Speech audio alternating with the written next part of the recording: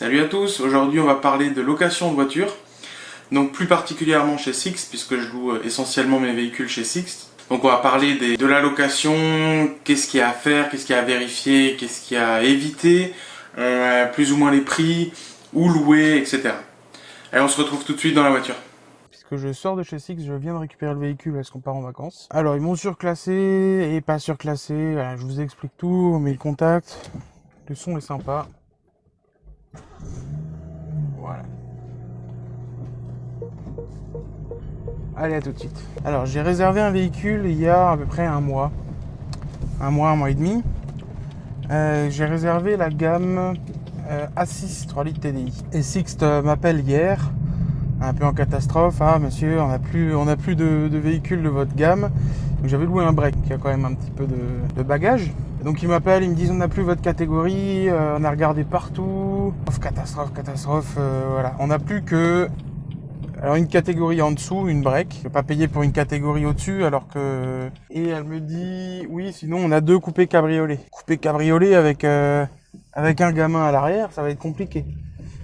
Alors j'ai quand même pris le coupé cabriolet puisqu'on a mis le siège bébé, on a mis le petit, donc tout rentre sans trop de problèmes, les bagages ça va. Alors j'ai quand même eu un bon coupé cabriolet puisqu'ils m'ont donné une BMW 440i X-Drive, donc 300, je crois que c'est 326 chevaux si je me trompe pas. Voilà, comme c'est quand même sympa comme voiture. Le bruit est assez sympa aussi.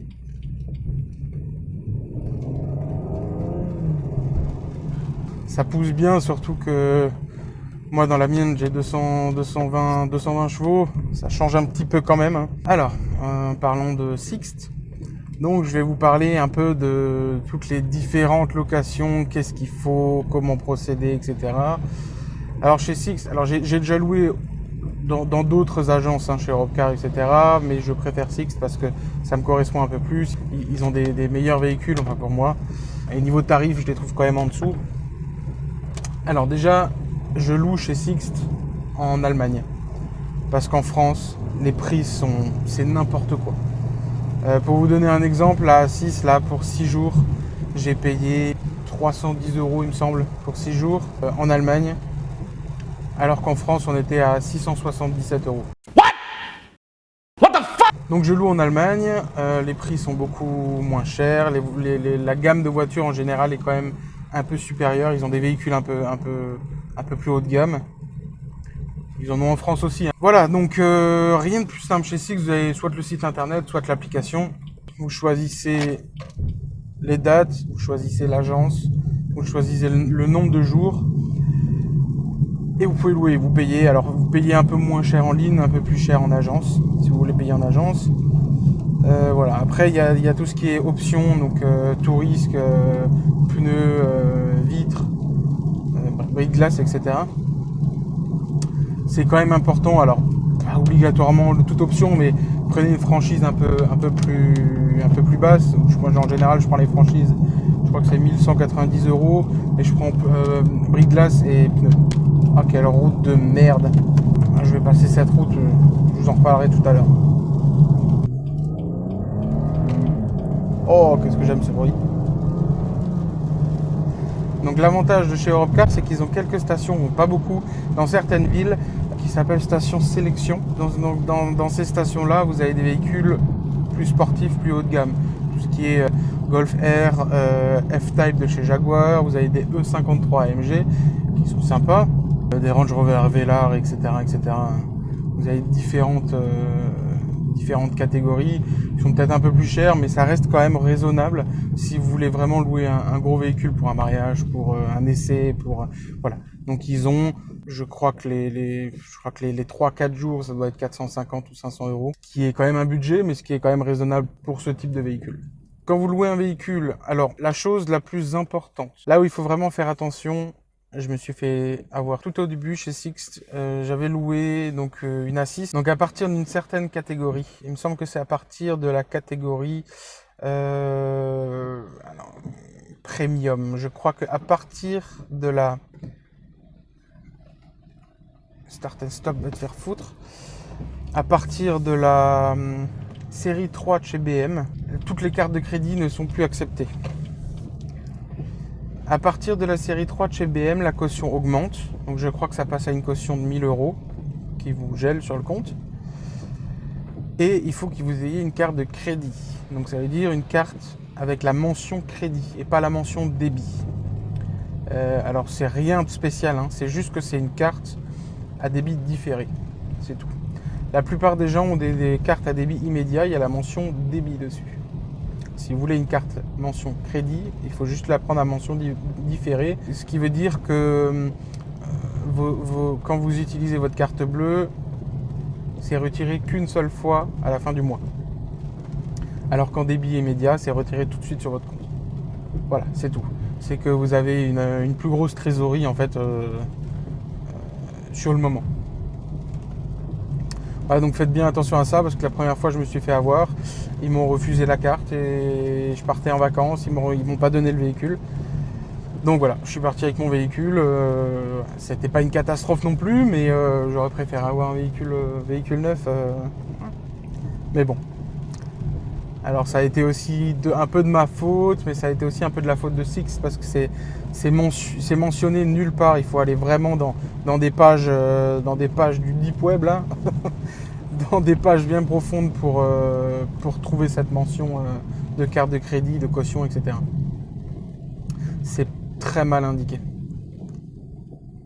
Voilà, à part ça, quand vous louez un véhicule, Sixt aime bien, comment dire ça, ils aiment bien surclasser. C'est pas qu'ils aiment bien surclasser, c'est qu'ils n'ont pas toujours votre véhicule, ils ont rarement votre véhicule. La plupart du temps j'ai été surclassé. J'ai pas loué des milliers de véhicules, mais j'ai dû louer quoi, 7-8 véhicules. J'ai dû être surclassé 5 fois. Alors à la place d'une Assise, j'avais reçu un Touareg. À la place d'une série 3, on m'a filé une 530. Voilà. Alors il faut savoir que chez Sixt en Allemagne, ils aiment bien BMW. Ils ont la plupart de leurs véhicules sont des BMW. De cette gamme-là, hein, de la gamme Luxury, série 3, série 5, voilà. C'est vachement simple à réserver, à récupérer le véhicule, vous y allez, ça dure 5 minutes, surtout si vous avez la carte. Alors on va reparler de la carte, c'est très important.